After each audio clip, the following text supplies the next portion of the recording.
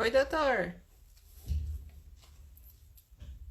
Entramos bem no horário, já estamos ok. Vou te mandar o convite e aí a gente aguarda um pouquinho para o pessoal entrar.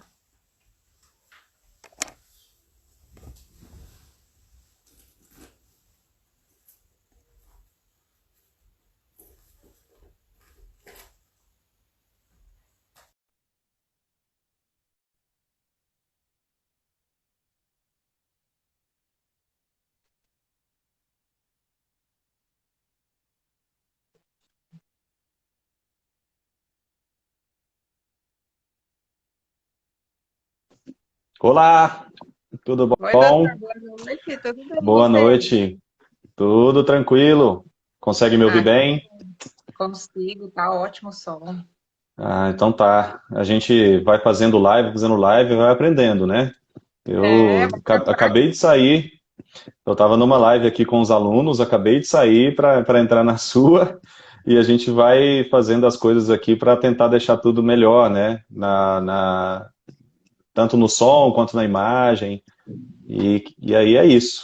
Tá tudo bem? Bacana. Eu vi que esses dias você estava fazendo mesmo, acho que você estava dando até uma aula online, comecei a acompanhar, aí a linguagem começou a ficar assim muito pro lado da cardiologia, eu falei, meu Deus. É, eu fiz uma primeira live no meu perfil profissional, né, que é esse. E eu tenho um curso online de eletro, enfim. E aí eu comecei a fazer as lives lá, porque realmente muita gente entrava e ficava meio perdido, porque não era para leigo, né, era para estudante de medicina e médico. E aí a Aham. gente mudou um pouco, eu falei, não, vou começar a fazer minhas lives lá no perfil do curso e quando for coisa para pessoal leigo, para as pessoas de forma geral, a gente faz aqui, né? No perfil profissional. Então é isso que tá rolando agora. Ah, não, que joia. E eu vi que você tá assim.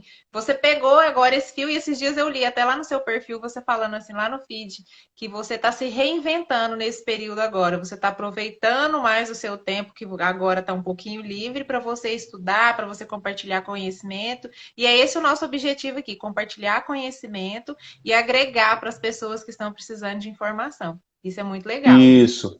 Eu acho interessante você ter falado isso, porque a gente tem que se reinventar sempre, né?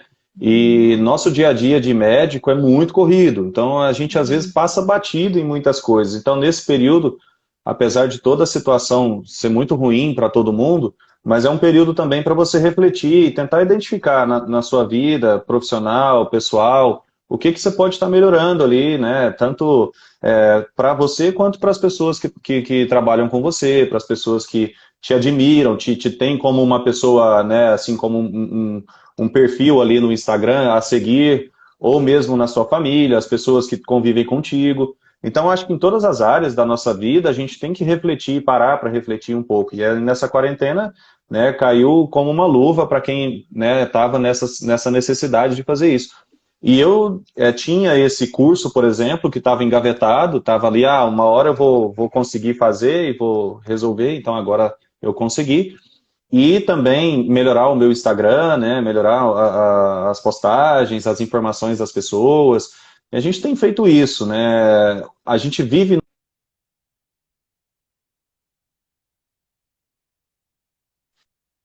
Oiê, travou, doutor. Oi, oi, oi. O pessoal tá travando o dele ou tá travando o meu? Porque eu não tô conseguindo. Ah, O seu travou um pouco. o meu Mas eu acho que travou? quem está assistindo, eu acho que conseguiu continuar ouvindo. E aí o que acontece?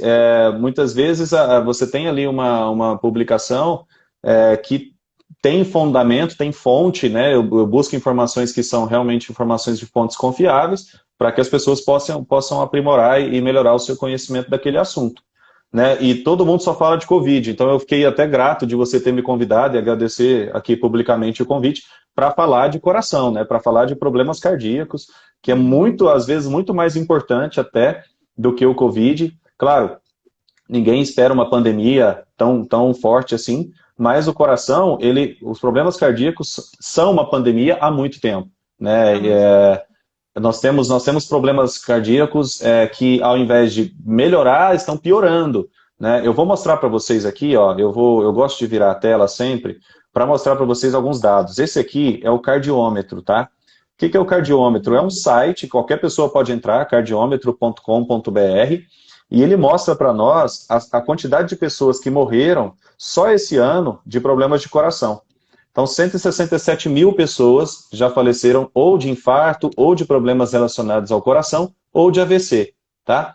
No dia de hoje, ó, hoje, 2 de junho, 880 pessoas já registraram, né, no atestado de óbito lá, uma morte ou por coração ou por AVC.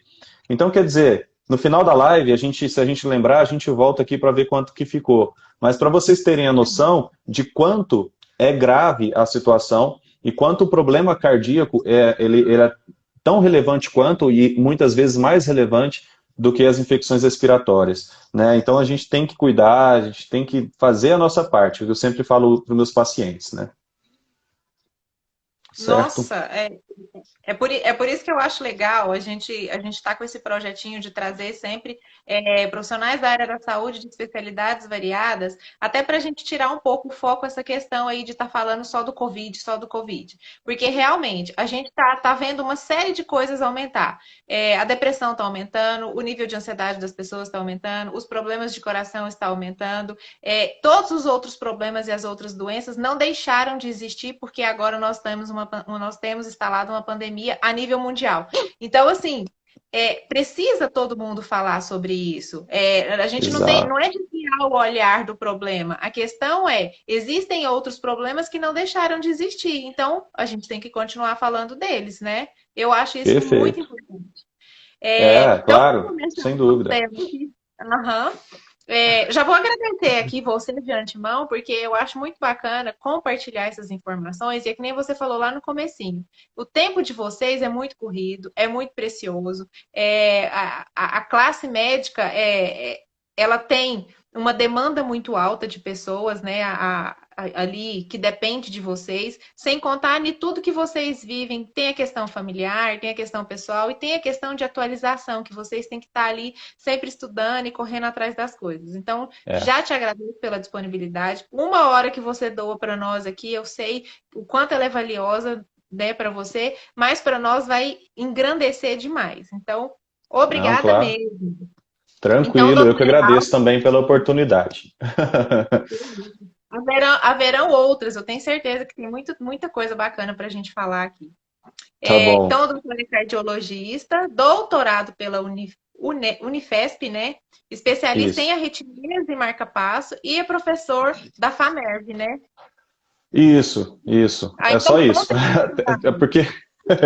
É porque a gente vai... quando a gente entra na cardiologia, por exemplo, você tem a opção de fazer cardiologia e parar, ou você pode se especializar e cada vez vai crescendo na área.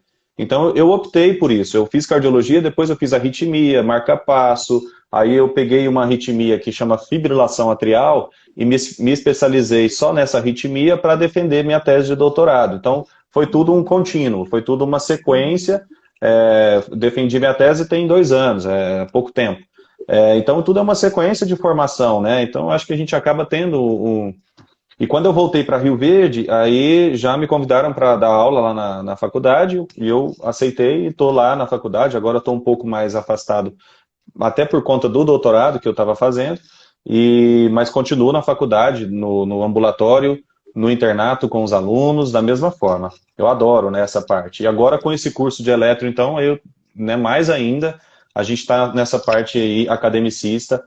Fora os projetos de pesquisa, a gente tem um monte de coisa, não para, né? Igual você falou, a gente estuda o tempo todo, não para de se especializar e de melhorar nossa parte profissional, né? Para ajudar todos os pacientes. Que bacana. Doutor, agora só me responde uma coisa rapidinho, porque quando eu convidei você falou assim, vamos falar do risco cardiovascular em pacientes jovens. Me despertou a curiosidade, por que em pacientes jovens? Você tem muitos pacientes jovens lá no seu consultório, ou é porque você vê um agravamento nisso daí que vem acontecendo? Um pouco das duas coisas e um pouco de brincadeira também, porque hoje mesmo eu estava falando com uma paciente de 79 anos, que ela ainda é jovem. Porque eu considero idoso mesmo, acho que a idade está muito mais na cabeça das pessoas do que em qualquer outra situação clínica. Eu tenho pacientes de 30 anos que têm assim, um perfil de 70, e tenho pacientes de 80 que estão batendo bola aí com um perfil de 45, 50 anos. Então a idade é apenas digamos, um número, né? As pessoas podem ser jovens mesmo com uma idade avançada. E eu coloco jovens, né, tirando um pouco a parte da brincadeira, desse jogo de palavras, que realmente está aumentando, né, os fatores de risco que levam os pacientes a ter problemas cardiológicos graves mais cedo. O principal deles os fatores de risco. Então, o principal é a obesidade infantil. A gente está vivendo uma epidemia, né, de obesidade infantil. Então, os adolescentes eles já estão crescendo com um grande fator de risco, que é a obesidade, e eles vão envelhecendo já obesos, e isso aumenta extremamente a taxa de infarto, de problemas cardíacos, de AVC, né? Então, é alarmante. Se você olhar os dados de obesidade infantil e juvenil, é um negócio assim absurdo. Então é por isso que os jovens estão ficando com maior risco e estão infartando, estão tendo AVC mais precocemente. Paralelo a isso, nós temos o sedentarismo, que tem tudo a ver com a obesidade, e as pessoas não fazem atividade física. Por mais que a gente insista, por mais que a gente fale, por mais que a gente puxe essas pessoas para fazer qualquer atividade física de regular e tal, só 20% da população faz atividade física regular. Então, esses outros 80% da população está sedentária. E esse pessoal é que vai ter uma pior evolução. Eu tenho um estudo muito bonito, que é um estudo que avalia, ele avaliou 50 anos, imagina, ele pegou uma cidade nos Estados Unidos e ele cadastrou todas as pessoas dessa cidade num determinado tempo, X, década de 70, 60, 70. E ele acompanhou essas pessoas ao longo da vida. Então, agora em 2020, né, eles já conseguem trazer para nós como que essas pessoas, elas se manifestaram, como que as doenças se manifestaram nessas pessoas ao longo do tempo. E aí eles tinham toda a documentação, se a pessoa fumava, se a pessoa fazia exercício, se a pessoa estava acima do peso ou não, se a pessoa tinha história na família, e assim foi. Então, isso mostrou para a gente, nitidamente, uma divisão extremamente importante entre aqueles sedentários e os que fazem atividade física. Os sedentários, resumindo, morreram mais cedo, tiveram mais AVC, tiveram mais infarto, muito mais do que aqueles que fizeram atividade física regularmente ao longo de toda a vida, certo? Que é o que garante também uma qualidade de vida depois dos 60, 70 anos. E ainda, puxando um pouco esse gancho, mas um outro estudo, agora australiano, ele mostra que a quantidade de tempo que a gente fica sentado e deitado é diretamente proporcional à nossa chance de ter infarto e AVC. Né? É muito bacana isso, né? Porque a gente não pensa. Mas para pensar no seu dia inteiro, quanto tempo você fica ou deitado na cama, ou no sofá, ou sentado trabalhando. Se você somar isso nas suas 24 horas, e isso der mais de 8 horas, você está no grupo de risco para você ter infarto e AVC mais cedo, certo? Como que você combate isso? Ou você diminui esse tempo deitado ou sentado, ou você faz atividade física regular, certo? Que aí você consegue combater esse tipo de fator de risco, digamos assim, que ficou nítido nesse estudo. É muito bonito também esse estudo, é muito bacana. Fora vários outros estudos que a gente tem, mostrando esses desfechos, vamos dizer, favoráveis para quem faz exercício e desfavoráveis para quem é sedentário.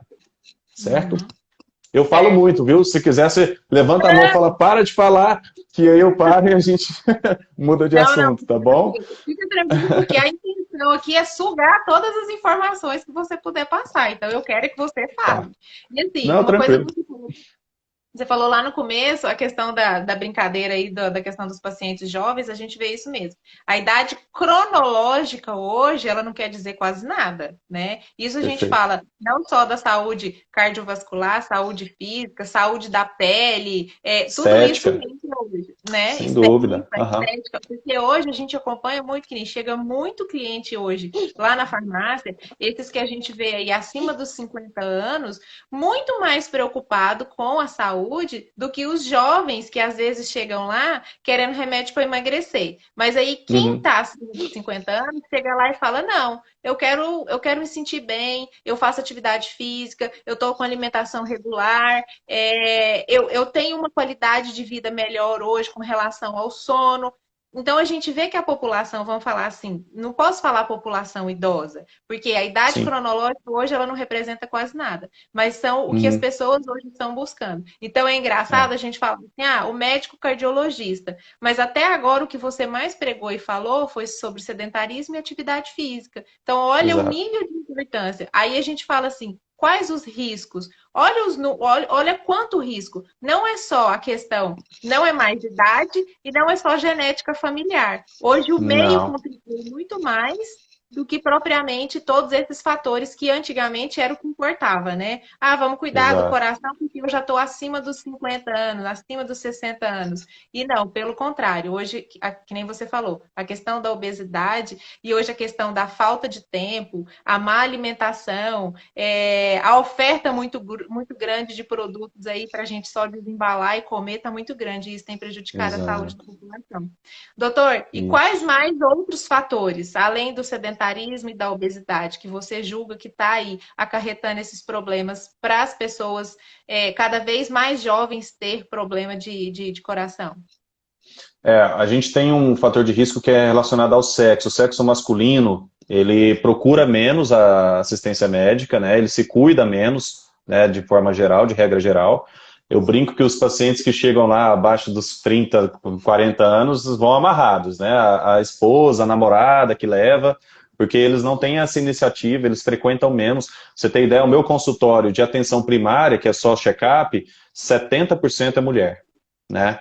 Então, assim, e aí, no fim das contas, lá no futuro, quando você analisa os dados de AVC e infarto, que é o que importa, aí você tem uma prevalência maior dos homens do que em relação às mulheres, principalmente nas mulheres antes da menopausa, que elas têm uma certa proteção para esses problemas por conta dos hormônios femininos. Mas existem vários outros fatores de risco, né?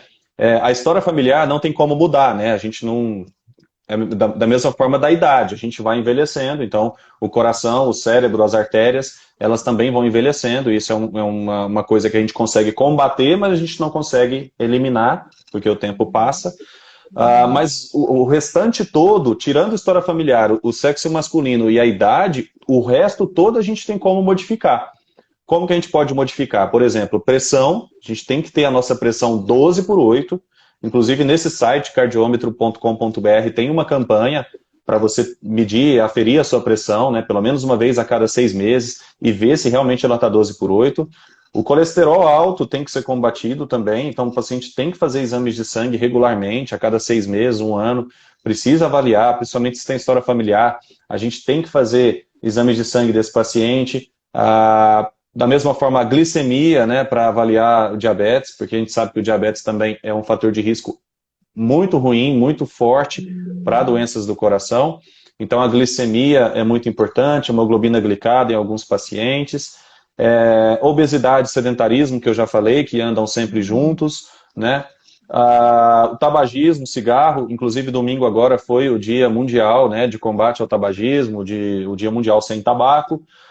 Não dá mais, nós estamos em 2020, não faz nenhum menor sentido as pessoas fumarem, não é mais moda, não é uma coisa legal, como acontecia na década de 70, 80, tudo mudou, então não faz muito sentido. As pessoas que fumam têm que procurar ajuda, porque nós temos várias medicações, nós temos várias orientações, grupos de apoio, inclusive, para a pessoa parar de fumar, então não faz muito sentido. Os jovens agora, não sei de onde tiraram que aquele narguilé, né, aquela coisa de ficar fumando aquelas essências também, cigarro eletrônico entrou na moda também, mas enfim, vamos tentar combater isso, porque no futuro a gente sabe que isso vai trazer problema para esses pacientes. Não tem tanto estudo ainda, porque são coisas recentes, mas o cigarro eletrônico ele já foi demonstrado ali que não tem benefício nenhum, né, não faz o menor sentido a pessoa utilizar. O álcool também, o excesso de álcool acaba atrapalhando todos os outros fatores de risco. Então a gente sempre recomenda a moderação na ingestão de álcool como sendo um fator de risco. E alguns também, como a apneia do sono, o paciente que não dorme bem, o paciente que ronca muito, tem aquelas paradas na respiração durante o sono. Já foi demonstrado que isso aumenta o risco de arritmias, aumenta o risco de infarto e AVC, né? A ansiedade, né, que é o mal do século. Quem não é ansioso, que atira a primeira pedra aqui, né? Porque nós estamos num ambiente, ainda mais agora com essa pandemia, nós vivemos num ambiente extremamente estressante, né? Tanto que o consultório de psiquiatria está lotado. Se você perguntar para qualquer psiquiatra se ele tem vaga para amanhã, ele não tem. Se tem vaga para daqui uma semana, ele não tem. Se tem vaga para daqui um mês, você vai achar um ou outro que tenha, entendeu? Porque está lotado mesmo. Os psicólogos também têm feito cada vez mais terapia. Então, a ansiedade, ela é um ponto, um fator de risco extremamente importante, porque ela acaba, assim como o etilismo excessivo, a ansiedade acaba prejudicando todos os outros fatores de risco, acaba prejudicando todo aquele ambiente que a pessoa vive, porque ela é ansiosa, então ela não come direito, se ela é ansiosa, ela não faz exercício direito, se ela é ansiosa, ela não toma as medicações que porventura ela teria que tomar para cuidar da hipertensão, para cuidar do diabetes, para cuidar do colesterol, enfim. E aí acaba atrapalhando tudo, então a ansiedade é um fator de risco também muito importante para os pacientes terem problemas cardíacos, certo? É normal os pacientes procurarem seu consultório só quando ele acha que ele teve um sintoma realmente relacionado ao coração? Porque por É, todos os fatores e as doenças que você falou aí, tô com colesterol alto, tenho diabetes. Não é rotina a pessoa incorporar, não, esse ano eu vou fazer uma visita no cardiologista. Eu falo por mim. Eu tô com 36 anos e eu nunca fui ao cardiologista. Então, assim, então, tá vendo como pois que é que a é. gente se descuida? Pois é, as mulheres costumam se cuidar mais, mas todo mundo não tem esse hábito, né? Eu vou no cardiologista. Às vezes as mulheres lembram de ir ao ginecologista, né? Lembram de ir no dermato para cuidar da parte estética e tudo, mas o coração fica de lado. Os homens lembram do urologista, né, para fazer o exame de próstata e tal, mas o cardiologista ele fica ali de lado, entendeu? Então, infelizmente, existe uma estatística que não é tão segura, porque é difícil fazer um tipo de estudo assim, mas em torno de 1/3 dos pacientes que infartam, eles nunca tiveram sintoma. Entendeu? Então, assim, tem muita gente que a gente só vai descobrir infartando. Infelizmente, vai ter gente que só vai descobrir depois que tem a parada cardíaca, ou depois que tem um AVC. Então, é nesse tipo de paciente que a gente tem que insistir. É aquele paciente que acha que não precisa de cardiologista. Esse é o foco.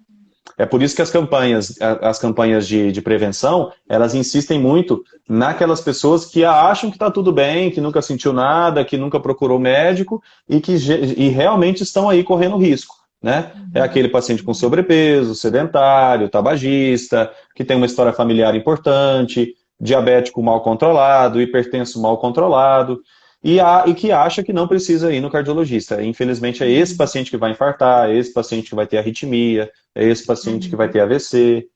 Então, nosso foco sempre, e inclusive um dos objetivos dessa live, é a gente divulgar que essas pessoas estão sob risco e que essas pessoas precisam procurar ajuda, procurar um cardiologista de confiança.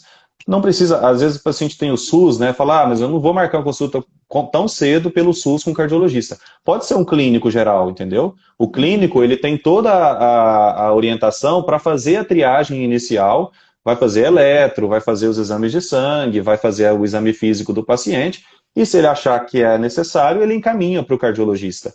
Mas essa avaliação básica primária, ela pode ser feita no SUS pelo clínico de forma tranquila. Basta procurar o posto de saúde do seu bairro que você consegue fazer esse agendamento.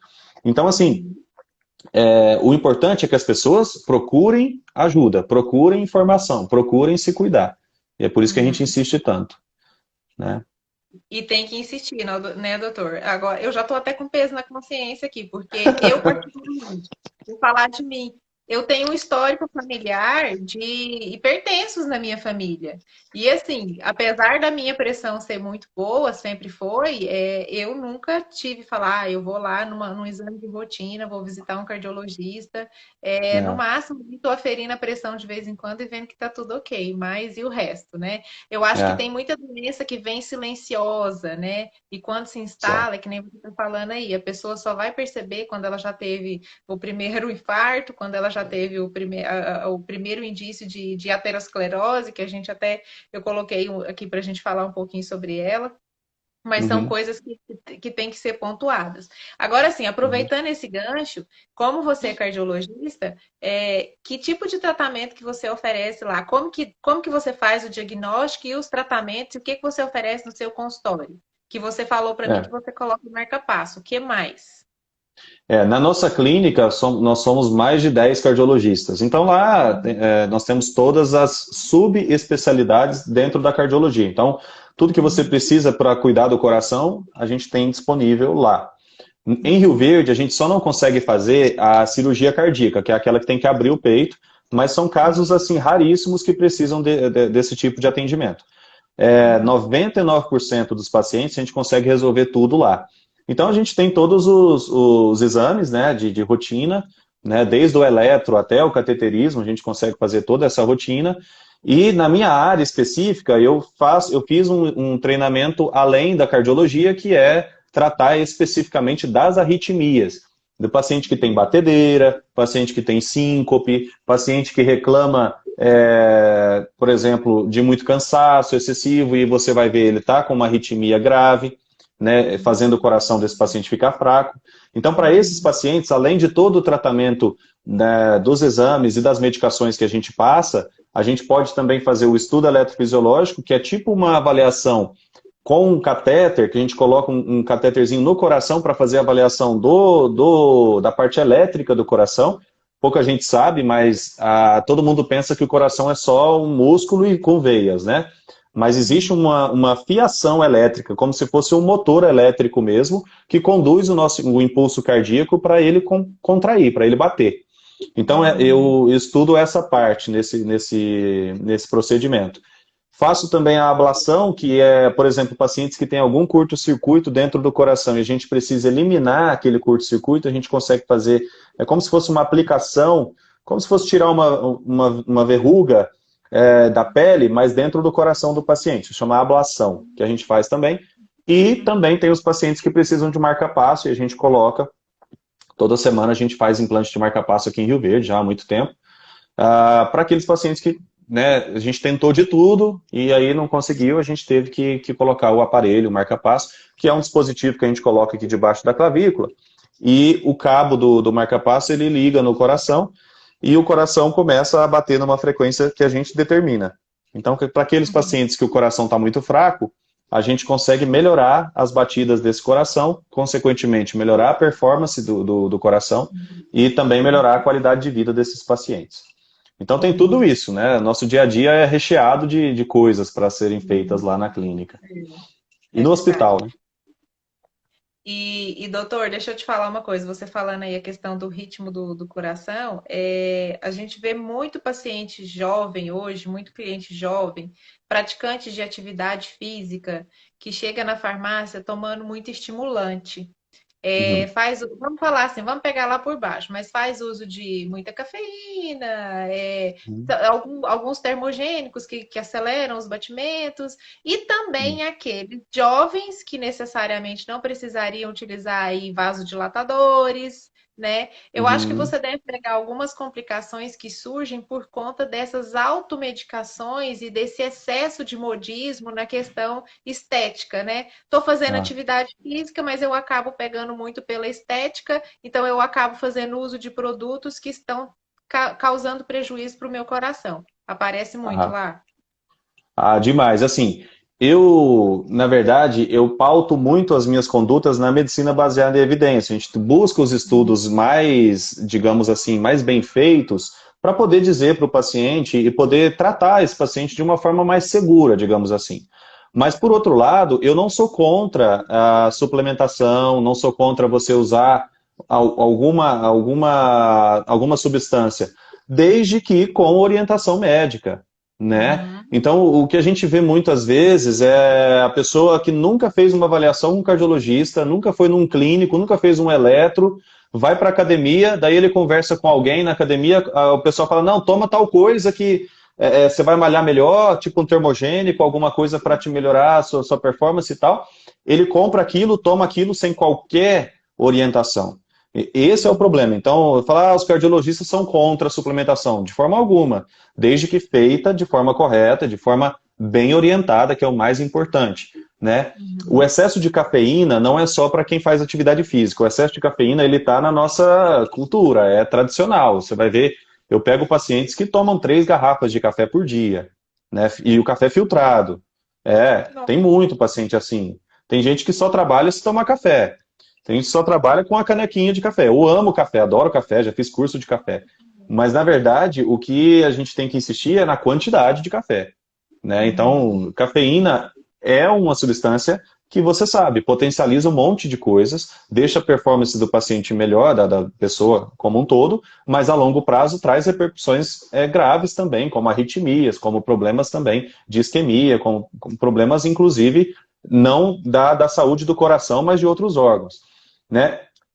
No Brasil a gente tem muito Guaraná também, o pessoal, estudante de medicina, de outras áreas, acabam usando muito pó de Guaraná, tudo que tem Guaraná, componente de Guaraná para ficar acordado para estudar, ou então até para malhar, para fazer atividade física. Derivados de anfetamina, o pessoal usa para ir para balada,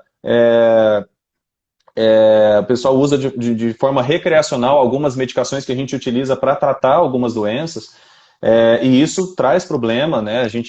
Não é raro a gente receber no consultório pacientes com arritmias graves depois de utilizar anfetaminas, depois de utilizar cocaína, depois de utilizar drogas ilícitas, mesmo depois de o excesso de álcool, o consumo excessivo de álcool também, que pode gerar e propiciar problemas graves de coração.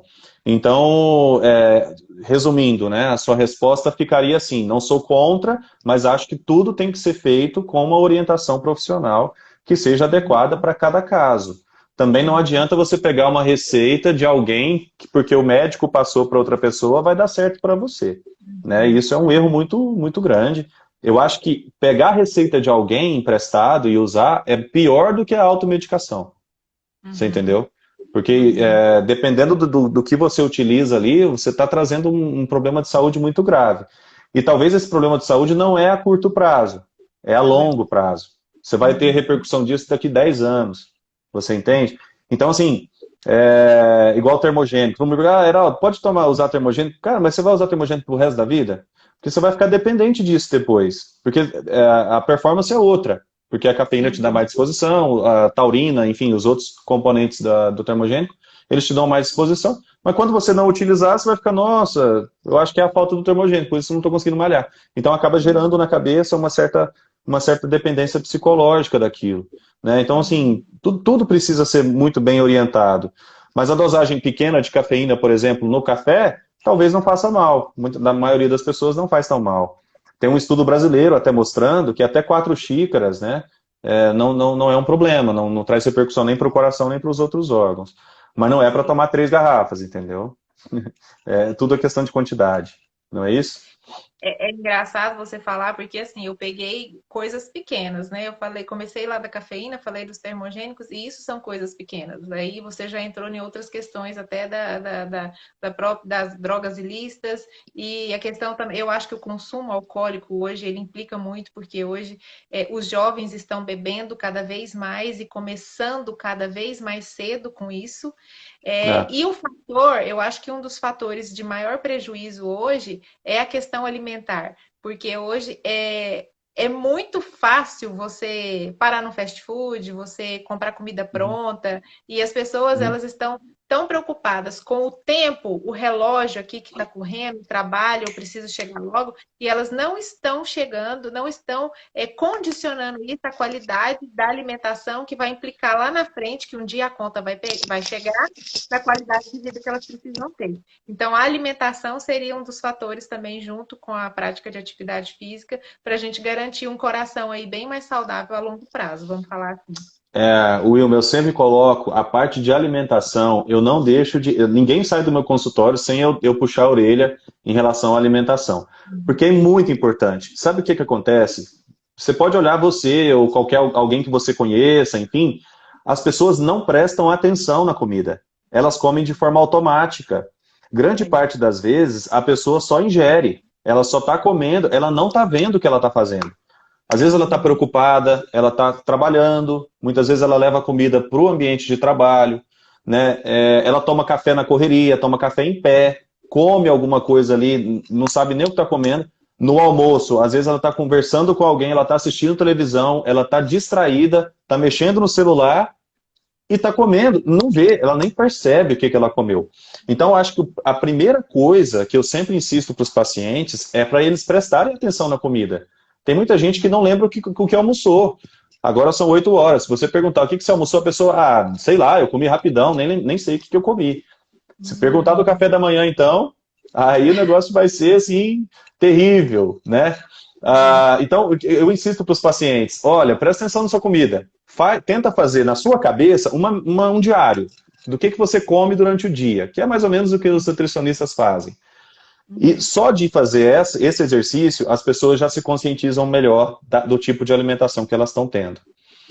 E aí eu vou para outro, eu avanço um pouco mais para essas pessoas. Eu falo, olha, além de prestar atenção na comida, tenta diminuir a quantidade.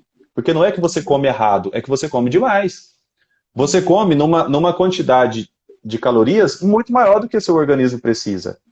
E qual que é a consequência disso a longo prazo? Excesso de peso. Não existe outra. Né? E o que a gente tem que fazer para combater isso? Além de diminuir a quantidade de comida, queimar essas calorias, fazer atividade física. Porque não vou negar que comida é muito bom, né? Quem não gosta de comer? Mas para você comer e você gosta, assim, fazer as coisas que você gosta, você tem que também ter uma contrapartida, senão seu organismo uma hora vai trazer, a conta chega, digamos assim. Né? Então, tem gente que fica muito preocupado com a alimentação. Doutor, eu posso substituir o pão francês pelo pão integral? Cara, isso é o de menos. O mais importante é você prestar atenção no que você come e diminuir a quantidade de comida. Tá? Aí, se você faz isso de forma regrada, durante toda a semana, passam uns 15 dias, você está fazendo tudo direitinho. Aí você quer, é um aniversário de alguém, quero comer um bolo, quero sair da linha mesmo, quero ir para um jantar, quero ir num restaurante bacana, ok, entendeu? Mas desde que você fez sua parte. Então você vai de consciência tranquila de que você fez sua parte, né? E voltando para o álcool, esse negócio de alimentação daria outra live, né? É muita coisa para falar. Mas voltando para o álcool, o que eu percebo nessa geração nova que está crescendo agora, que está crescendo, né, geração Z, Y, Z, agora Alpha, enfim, são diferentes da nossa geração. E o álcool para eles é um consumo muito mais exagerado do ponto de vista de efeito do álcool mesmo. São doses, eles não usam mais. A gente tomava cerveja ali, às vezes, muito raramente tomava alguma bebida de dose, alguma coisa. Agora não, a galera já está direto na vodka, né? Da vodka passa para o gin, do gin, entendeu? E assim, então assim, o potencial alcoólico disso é muito maior.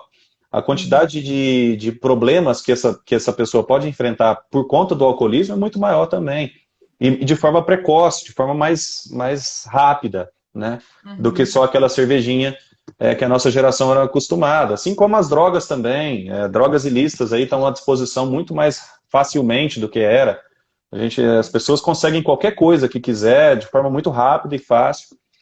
Então, assim, a gente tem que cuidar dessa galera, né? E tem que conscientizar, né, nossa parte, nossa função, tanto no consultório quanto aqui no público de quem está assistindo, é conscientização.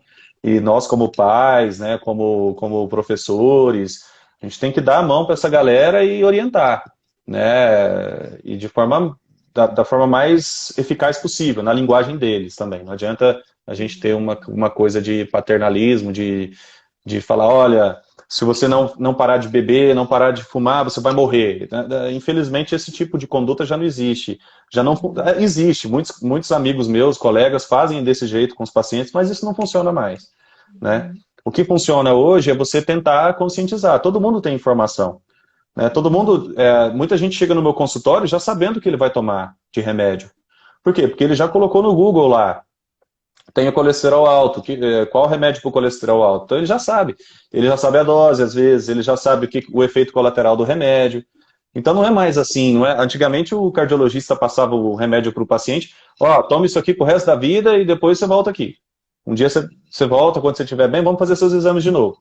Acabou, acabou. Agora você vai sentar com o paciente, você vai explicar qual é o efeito do remédio, o que pode acontecer com esse remédio, por que ele está usando isso. E é o que o meu consultório, nenhum paciente sai do consultório sem saber o que está tomando. Eu acho que isso é fundamental. As pessoas, até para aderência mesmo, até para a pessoa entender o que ela está tomando, saber para que é aquele tratamento e fazer o tratamento de forma eficaz, né? Então, tudo isso passa por uma renovação da mentalidade, essa geração nova, as pessoas estão pensando de forma diferente e as pessoas também têm acesso à informação de tudo, quanto eu te falei, a super informação. Antigamente a gente tinha que esperar chegar uma enciclopédia nova, um almanaque. Eu não sou tão velho assim não, estou falando assim, né? Que a gente ouvia falar. Eu já nasci com a internet, digamos. Mas brincadeira. Antigamente a gente tinha pouca informação, né? A gente era privado de informação. Com a internet, isso tudo mudou, né? Depois do smartphone, tudo isso mudou, né? Tem muita gente assistindo a gente aqui com o celular na mão. Como que a gente poderia imaginar isso há, sei lá, 5, 8 anos atrás, né? Então, é muito bacana ver essa evolução e saber que as pessoas estão mudando, estão buscando informação, e o nosso trabalho tem tudo a ver com isso. É bacana. Certo? Deixa eu só fazer, ó, a Lia Márcia, ela tá sempre participando de todas as nossas lives. Obrigada, Lia Márcia. E ela é super viciada em exercício físico. A dieta dela ela tem o projeto dela, o SOS Dieta, que ela até ensina as pessoas a fazerem uma alimentação totalmente saudável. Ela utiliza e o que ela prega é o que ela utiliza. Ela é assim, ó, excepcional o comportamento dela. Oiê! E o doutor Márcio, que entrou aqui, falou que um dia quer ser igual você. Você viu aqui que ele comentou? O Márcio é meu amigo de infância, ele tá enchendo o saco.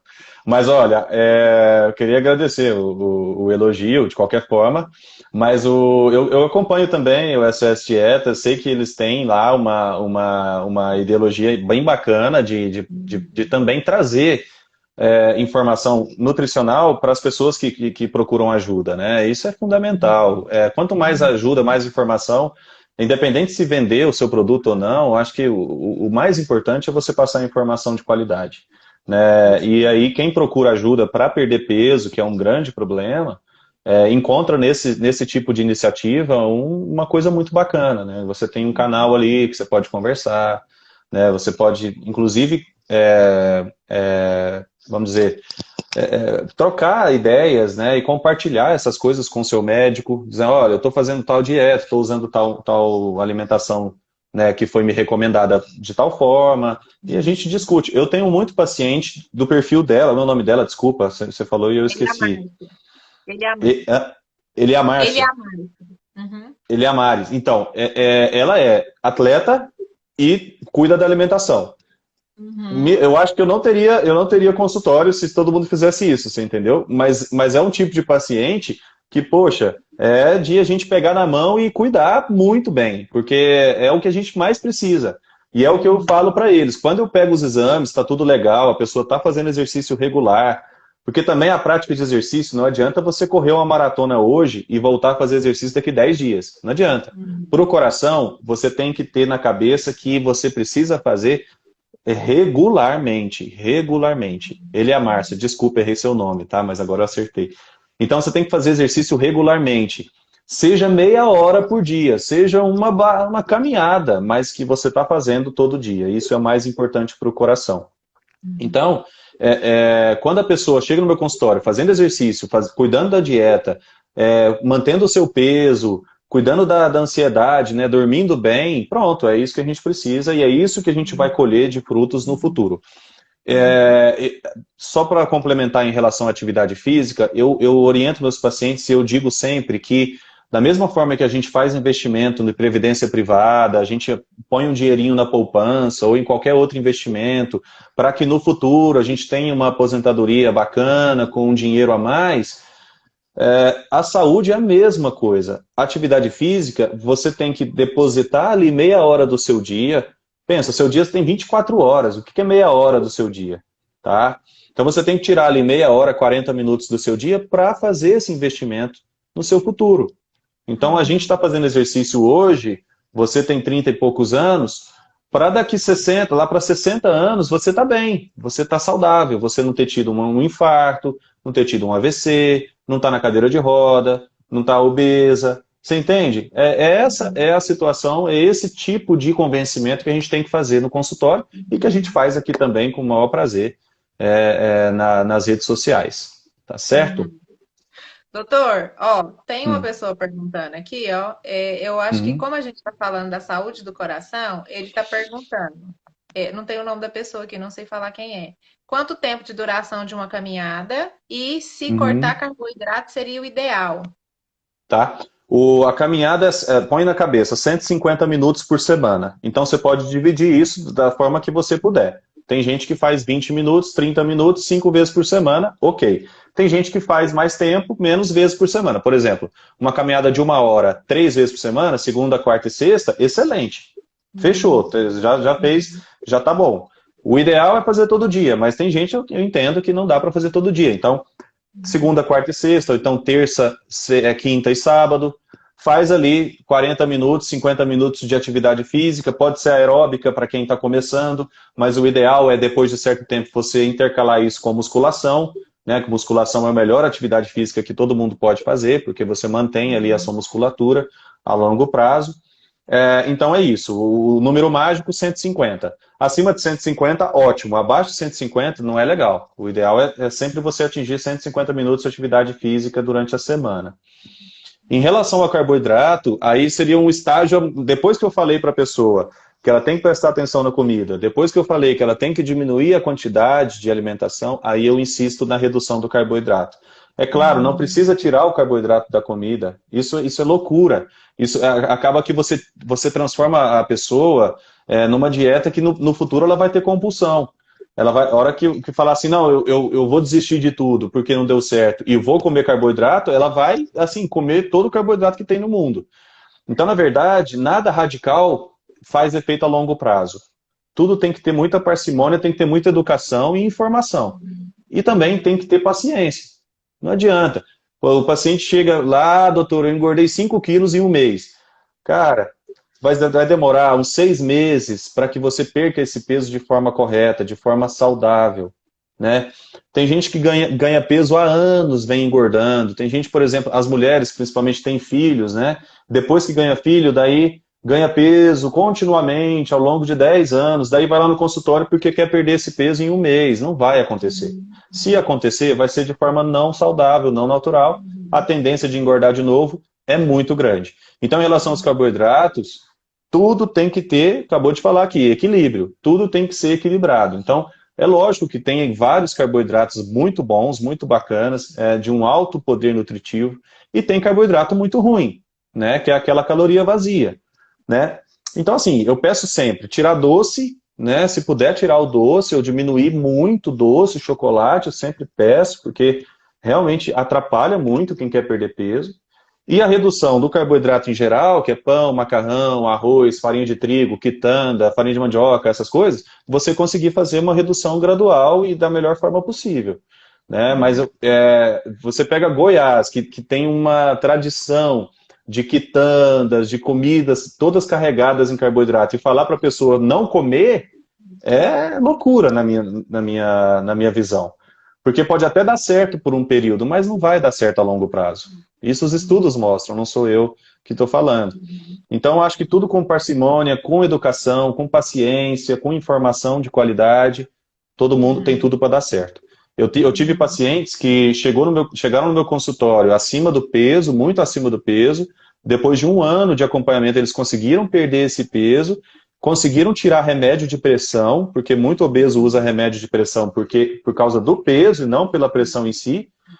Muito paciente saiu do sedentarismo, que eu tenho mais orgulho, é quando o paciente chega para mim e fala, doutor, aquilo que você me falou, pus um tênis no pé e fui, né? E aí deu certo, e aí ele faz atividade física, eu fico muito orgulhoso desses pacientes. E eu acho que é por aí. A tendência de todo mundo é ter uma vida saudável a longo prazo. E aí tem que ter alguém para ajudar, tem que ter informação de qualidade para que essa pessoa faça isso. Senão ela vai cair nas pegadinhas daquelas dietas loucas, daquelas coisas restritivas demais. E aí, enfim, pode ter vários problemas e frustrações, que é o principal, porque o problema da pessoa que quer perder peso também é a ansiedade. É aquela pessoa que está com aquela coisa fixa na cabeça e que a própria fixação, a própria ansiedade atrapalha no tratamento. Né? Isso também é muito importante que seja dito para os pacientes e que seja controlado. Nós somos muito imediatistas, né, doutor? E isso atrapalha. Então não dá. É. Ó, o Loriva, ele perguntou se é melhor correr ou caminhar. O médico cardiologista orienta correr ou caminhar. E outra coisa, teve uma pergunta aqui, ó, para colesterol, redução de colesterol, que tipo de dieta você orienta? E aí, já pegando esse gancho que a gente está falando de alimentação, até porque a gente só tem 10 minutos, ó, o tanto que o tempo passa rápido.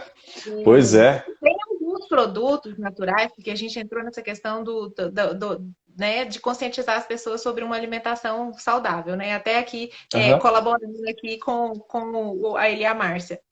Mas alguns produtos, alguns suplementos, eu não sei se você costuma recomendar, por exemplo, o ômega 3, que é o essencial para o coração, para controle de colesterol. O próprio resveratrol, que é presente lá no vinho, mas não é para beber a garrafa de vinho inteira, né, doutor? Isso, exato. Ácido alfa-lipoico, tem muito antioxidante bacana e assim, essa é uma parte de suplementação para auxiliar aquelas pessoas que querem triar, vão falar assim, eu não quero chegar lá na frente e tá tomando um monte de remédio. Remédio para hipertensão, remédio para colesterol, remédio para isso, remédio para aquilo. Você costuma recomendar esses tipos de nutracêuticos? Sim. Então vamos lá, vamos começar da primeira, né? Em relação à corrida e caminhada. Corrida e caminhada, para mim, tanto faz, desde que a pessoa seja treinada para isso, né? Não adianta você sair do sedentarismo e amanhã querer correr 10 quilômetros. Vai dar problema. Ou você vai machucar o joelho, ou você vai ter uma lesão mais grave, ou você não vai conseguir mesmo. Você não, né? O seu organismo está preparado para isso. Então, começar sempre com a caminhada, depois que você está treinado, depois de 1 mês, 2 meses treinado, você passa para aquela fase que o seu organismo pede exercício, né? Que é muito bacana, que você sente falta da atividade física. Aí você pode associar uma caminhada, uma corrida, um spinning, uma atividade física na academia, sei lá, aí tem um monte, né, de modalidades, até esportes mesmo, as pessoas gostam muito, por exemplo, de jogar bola, agora o futevôlei aqui, tem várias academias, várias quadras de futevôlei na cidade, enfim, você pode fazer o que você achar melhor, desde que também com uma orientação, se tiver um profissional para orientar, ótimo, e também se você for começar do zero, começar sempre devagar, certo? Em relação, vou ser mais rápido, porque senão a gente acaba. Em relação ao colesterol, qual é o remédio mais importante para o colesterol? Era isso, mais ou menos? A dieta. É a dieta do colesterol. Se você olhar todo o ciclo, todo o metabolismo nosso, tudo está intrincado. Então, não é só tirar a gordura, por exemplo, que vai reduzir o colesterol. A redução do carboidrato também é muito importante nesses pacientes, certo? Então, os doces, os carboidratos e as gorduras, todas elas têm um papel importante no colesterol. Então, você tem que tentar reduzir todas as 3 classes, né? Dá um pouquinho mais de prioridade para as proteínas, para as fibras, né? Que é as frutas, verduras, legumes, em geral, os grãos também, né? Então, as castanhas, enfim, isso são alimentações mais bacanas para quem tem colesterol alto. Em relação aos nutracêuticos que você perguntou, ômega 3, de fato, entrou para nós como uma alternativa muito interessante para controle do triglicérides, principalmente. Do colesterol tem alguma evidência também. A gente utiliza bastante, tem muito paciente tomando e, assim, dependendo isso tudo depende um pouco de orientação e da dosagem. E do tipo de ômega 3, porque tem alguns ômega 3 também que, assim, a gente não tem tanta qualidade, não tem como garantir tanta qualidade nessa formulação. Então, eu sempre oriento os pacientes a algumas coisas detalhadas em relação ao ômega 3. Em relação à coenzima Q10, que você relatou também, ela tem alguma função, principalmente os pacientes que tomam estatina, em relação à lesão muscular, também tem algum efeito.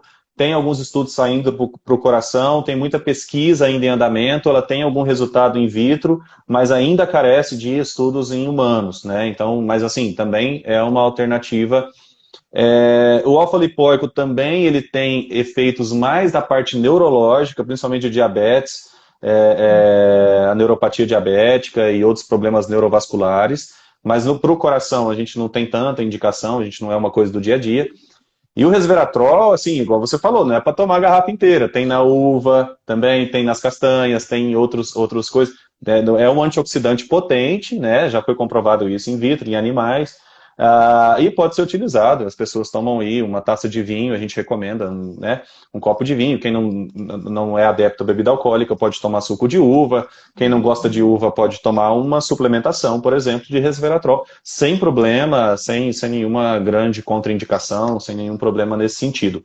Mas sempre respeitando a orientação médica. Eu acho que isso é importante. Eu acho que você tem que tirar essa informação, né? Seja do nutricionista, seja do médico, algum profissional de saúde que te oriente nessa questão, para que você faça essa utilização de forma segura. Tá certo? Tá certo. Nossa, Consegui doutor. responder rápido, ó, até que, tá vendo? Perdão.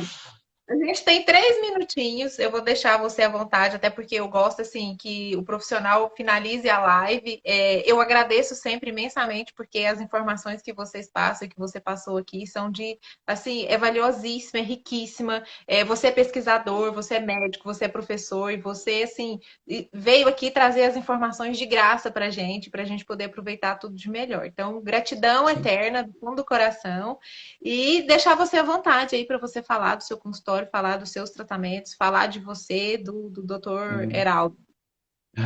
Tá bom, é só agradecer também pelo convite.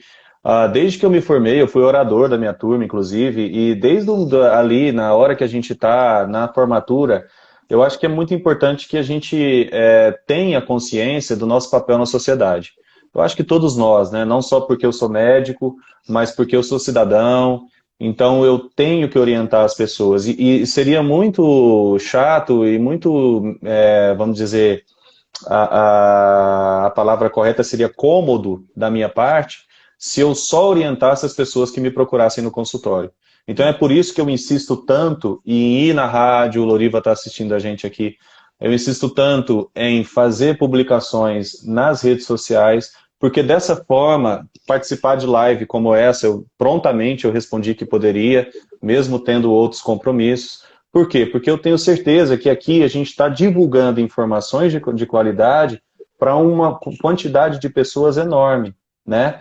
E apesar dos problemas cardíacos eles acontecerem nas faixas etárias mais de 60, 70, 80 anos, mesmo sabendo que a idade é só um número, como a gente comentou no começo da live, a gente tem muitas pessoas que estão assistindo que cuidam de outras pessoas mais idosas, por exemplo, os nossos pais, os nossos avós, não é? Então sempre a gente tem alguém ali que a gente pode pegar essa informação e aplicar para eles. Então isso é muito importante, eu acho que é um papel fundamental. Eu estou te parabenizando também pela iniciativa, porque você tem um público grande por conta da farmácia, por conta da sua profissão, e você consegue pensar também assim como eu, falar, vamos tentar fazer alguma coisa mesmo à distância para ajudar e orientar as pessoas.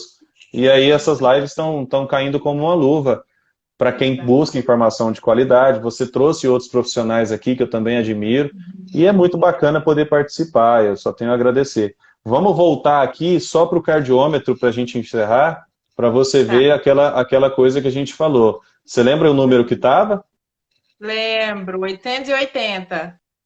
Exato. Nesse período só da live, olha, nós tivemos quase 50 óbitos, né, no Brasil inteiro por problemas de coração ou AVC.